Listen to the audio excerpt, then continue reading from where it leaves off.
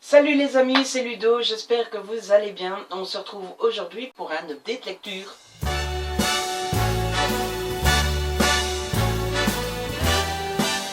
Et cet update lecture devrait être un poil plus court que le dernier, puisque au lieu de 8 livres à vous présenter, j'en ai que 6. J'ai eu de bons moments de lecture et une petite déception, c'est vrai. Et surtout, il y a 3 jeunesses dans les 6. Donc voilà, c'était de bonnes lectures, mais je n'ai pas eu de gros coups de cœur. On arrête de papoter et je vous présente. Le premier livre que j'ai à vous présenter, c'est Cœur Cerise de Cathy Cassidy aux éditions Pocket Jeunesse dans leur collection Pocket. Voilà, qui ne connaît pas ce livre, je pense que tout le monde le connaît. Je l'avais dans ma palle depuis un moment et puis je le gardais pour une occasion, pour quand j'avais envie de lire un petit livre vite fait, bien fait, pas prise de tête. Et ça a été le cas, je ne sais plus quand, je crois que c'est début du mois. J'avais envie d'une petite lecture qui se lit en une après-midi ou en une journée. Et donc je l'ai sorti de ma palle et ce fut le cas. Je l'ai mangé, dévoré en une après-midi. J'ai passé un très bon moment, c'est léger, on ne se prend pas la tête. C'est impossible de ne pas aimer les héroïnes. Je ne sais plus le nom de toutes les héroïnes. Il y a Chérie, Coco, Sky, Summer et Honey. Toutes des filles assez sympathiques à part Honey. Je pense que c'est Honey qui lui prend mal le fait que sa mère et son père aient divorcé, et donc elle prend mal l'arrivée de Chérie. Mais sinon, ce fut un très bon livre.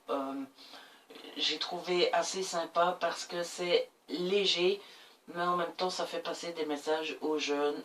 Il y a des thématiques que j'ai trouvées très intéressantes dedans, comme le divorce, les familles recomposées, etc., qui sont abordées mine de rien, par-ci par-là, et j'ai trouvé ça très intéressant.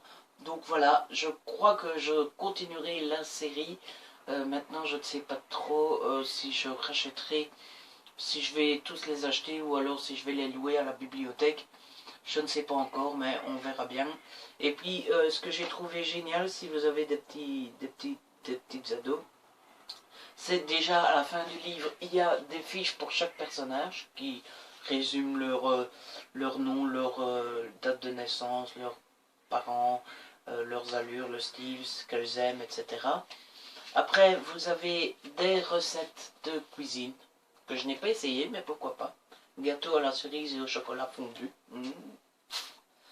Et après, vous avez un petit, comment on appelle ça, un test pour savoir quelle fille au chocolat êtes-vous, avec des questions. Ta journée idéale, tu la passerais avec.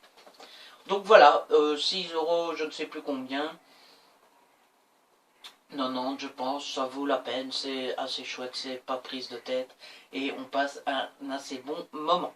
Ensuite, j'ai lu L'incroyable histoire de Benoît Oliver, tome 1, Boiffe le chien, écrit par Daniel Brouillette, aux éditions Kennes. J'ai passé aussi, même chose que Les filles au chocolat, un assez bon moment. Ça casse pas 3 pattes à un canard, puisque c'est un livre pour jeunes ados de 12 ans ou 13 ans, je pense. Donc voilà, c'est plus vraiment de mon âge, mais c'est pas pour autant que j'ai passé un bon moment. Il m'a fait rire, il est très léger, très rapide à lire. Le personnage m'a fait penser un petit peu à moi parce que moi aussi je faisais les 400 coups quand j'étais plus jeune. Euh, donc là, c'est les fêtes de fin d'année qui approchent. Il déteste sa prof de sa prof principale. Donc il est bien content que les vacances arrivent et pour les vacances il demande à ses parents comme cadeau de Noël un chien. Sauf qu'il ne va pas recevoir un chien, il va recevoir un autre animal. Un animal qui va lui donner pas mal de fil à retordre. Donc voilà, c'était assez sympathique. En plus c'est écrit en québécois parce que l'auteur est du Québec. Et donc il y a plein de mots qu'on ne connaît pas, mais il y a un lexique à la fin. Donc j'ai beaucoup aimé voir les mots que je ne connaissais pas et aller les voir à la fin. Donc voilà, j'ai passé un très très bon moment avec ce roman. Si vous avez des jeunes ados de 12 ou 13 ans, je vous le conseille. Ensuite, toujours aux éditions Kenneth, j'ai lu Kelly MacDade, le tome 1, L'appât, écrit par Sylvie G. J'ai passé encore une fois un excellent moment. C'est encore jeunesse, mais à mon avis c'est pour les un peu plus grands, pour les 14-15 ans. C'est un policier jeunesse, donc j'ai beaucoup aimé, même si au début j'ai été un petit peu déçu parce que la quatrième de couverture nous fait penser que Kelly va être dans les ennuis dès le début et que c'est elle qui va être au centre de tout, ce qui n'est pas vraiment le cas. Au début du livre, en fait, c'est juste une bande de lycéens, une bande de copains qui s'amusent, qui s'entendent bien, etc. Donc au début, on va suivre la bande de lycéens. Puis après, il y a un jeune beau policier de 22 ans qui arrive et Kelly tombe amoureuse de ce policier. Sa mère est policière aussi. Et puis après, c'est une de ses copines qui va tomber dans les ennuis. Kelly sera très vite au courant puisque sa mère est policière et que son petit copain est policier et qu'ils enquêtent sur cette affaire. Et à la fin, Kelly va absolument vouloir aider pour retrouver le salopard qui a fait ça à son ami. Et c'est plutôt vers la fin que Kelly devient euh, vraiment déterminante dans le déroulé, dans la fin de l'histoire à la recherche de ces salopards. J'ai beaucoup aimé les relations entre les amis, les relations entre Kelly et sa mère, la relation entre Kelly et son beau policier, Derek je pense qu'il s'appelle. J'ai beaucoup aimé le dénouement de l'histoire et aussi j'ai beaucoup aimé parce que c'est un roman jeunesse et je trouve qu'il est toujours important dans un roman jeunesse de donner un, peut-être pas une morale, mais faire réfléchir, mine de rien, sans avoir l'air d'y toucher à certains thèmes. Le thème de celui-ci, évidemment, c'est les cyber détraqués. Hein, ça se dit pas comme ça, mais bon, voilà, vous m'aurez compris. On sait tous qu'il faut faire attention à ce qu'on fait et à ce qu'on dit sur Internet, avec qui on le fait et avec qui on papote. Mais on n'y pense pas toujours et parfois on en dit trop ou on en montre trop. C'est le cas de son ami qui va en montrer trop et ça va lui coûter cher. Donc voilà, je trouve que c'est bien, mine de rien, de faire comprendre aux jeunes, faites attention à ce que vous faites sur Internet, c'est important. On quitte la jeunesse pour l'adulte, puisque j'ai lu L'inconnu du Grand Canal, c'est un policier écrit par Donald Leon aux éditions Point. Alors, c'est moi qui l'avais choisi, donc j'en attendais beaucoup, j'étais impatient de le lire, et bah, badaboum, grosse déception. J'ai pas vraiment beaucoup aimé ce roman. En fait, je l'ai aimé à moitié. J'ai bien aimé donc l'histoire de fond, parce que je trouve que c'est important de savoir ce qui se passe dans un abattoir, etc. On tourne autour de ce passage-là. Ce qui se passe dans le livre donne assez froid dans le dos. On se dit qu'on est à l'abri parce que en Europe et dans les pays de l'Occident, c'est assez surveillé. Mais je suis sûr que ce qui se passe dans ce livre se passe réellement dans certains pays. Et ça fait un peu froid dans le dos. J'ai aussi aimé le policier, l'enquêteur principal, comment il s'appelle, Brunetti, le commissaire Brunetti, que j'ai beaucoup aimé. Il m'a fait penser un peu à Colombo, vous savez, le vieux flic qui on a déjà vu passer des dizaines, qui doit composer avec un peu les bras cassés de son équipe, il doit faire avec aussi avec son supérieur qui est parfois un petit peu toujours sur son dos. Donc voilà, ça c'est les deux points positifs du livre.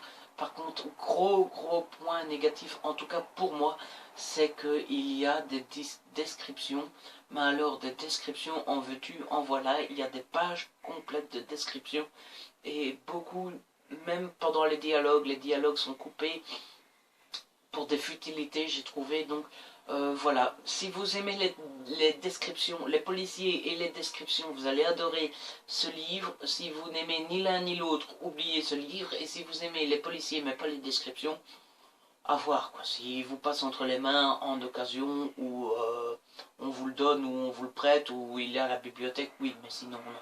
J'ai ensuite lu Hanté de Christina Loren aux éditions Hugo Roman dans leur collection New Way. Donc déjà, premier enseignement, Christina Loren, c'est deux écrivaines. Pour moi, je ne le savais pas, ça montre à quel point je suis au courant. Pour moi, c'était Christina Loren, mais non, c'est deux écrivaines différentes. Si on suivait l'histoire de Delilah qui tombait amoureuse de Gavin qui est un garçon somme toute normal, mais qui cache quand même un gros secret que Delilah va découvrir quand elle tombe dans les bras de Kevin et que Kevin l'invite pour la première fois chez Maison.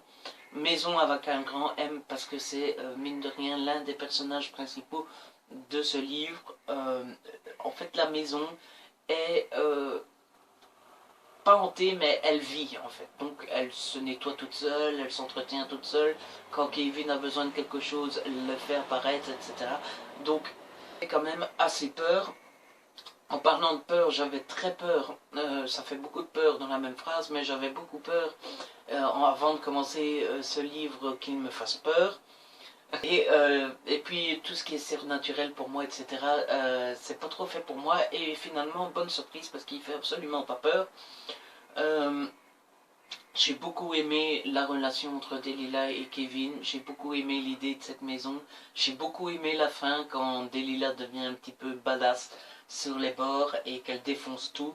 Et puis surtout la fin, waouh, waouh, la grande surprise de la fin, j'ai été scotché et je ne m'y attendais pas du tout. Donc voilà, je vous conseille Hanté, un peu bizarre mais qui se lit tout seul et sans fin. Et pour finir, j'ai lu Le piège du silence de Rachel Abbott chez Belfond dans leur collection noire. J'ai adoré. Pour la petite histoire, c'est un service presse que j'ai laissé traîner des semaines et des semaines dans ma palle. Parce que comme je vous l'ai dit dans la vidéo précédente, je mets mes services presse à part et celle-là. Et celui-là, ben, je ne l'avais pas rangé au même endroit, je l'avais mis dans ma palle normale, donc voilà, le temps que je m'en rende compte. En tout cas, j'ai bien fait de le retrouver et de m'y mettre parce que j'ai passé un excellent moment avec ce thriller qui est plutôt un thriller psychologique. On retrouve en fait une jeune fille qui a été renversée par un chauffard et le tout est de savoir qui a renversé cette fille. En tout cas, c'est ce que la quatrième de couverture nous fait croire, c'est ce qu'a l'air d'être ce roman, et pourtant c'est beaucoup plus. On découvre plein de personnages différents, comme Ellie qui m'a un peu gonflé sur les bords. C'est le seul point négatif de ce livre, c'est qu'Ellie passe son temps à dire « Oh mon Dieu, mon mari me trompe, oh mon Dieu, qu'est-ce que j'ai fait pour mériter ça, oh mon Dieu, quel salaud, etc. » J'avais juste envie de lui dire va lui parler au lieu de te plaindre à longueur de journée. » Et finalement, elle y répondait parce qu'elle disait qu'elle ne voulait pas aller voir son mari parce que ça donnerait l'occasion à son mari de reconnaître qu'il la trompe. Et ça, elle en a peur. C'est vraiment le seul point négatif que j'ai à ce livre, sinon tous les autres personnages sont géniaux. Il y a Maxime, le mari d'Ellie, qui a l'air d'être le mari idéal mais qui cache quelque chose. Il y a Léo, sa sœur, qui ne supporte plus les contacts humains à cause de son passé. Il y a une pléthore de personnages comme ça, il y en a encore beaucoup plus. Qui sont tous très réussis, j'ai trouvé en tout cas, et j'ai passé un excellent moment. L'auteur arrive en très peu de pages à poser la base, à ouvrir plein de questions, et elle va y répondre petit à petit au fur et à mesure des chapitres. Donc moi j'ai passé un excellent moment, j'ai adoré, j'ai vu que sur Livre Addict, il y avait 3 avis avant le mien, et les 3 disaient qu'ils s'étaient ennuyés. Mais moi, c'est le contraire, j'ai passé un excellent moment avec ce livre. Donc je vous le conseille. Voilà, c'est la fin de cette vidéo, j'espère qu'elle vous a plu. Si c'est le cas, n'hésitez pas à commenter, à partager, à liker. Abonnez-vous, ça fait toujours plaisir et c'est gratuit. On se retrouve plus tard pour une nouvelle sorte de vidéo. Je vous en dirai plus à ce moment-là. D'ici là, prenez soin de vous et de ceux que vous aimez.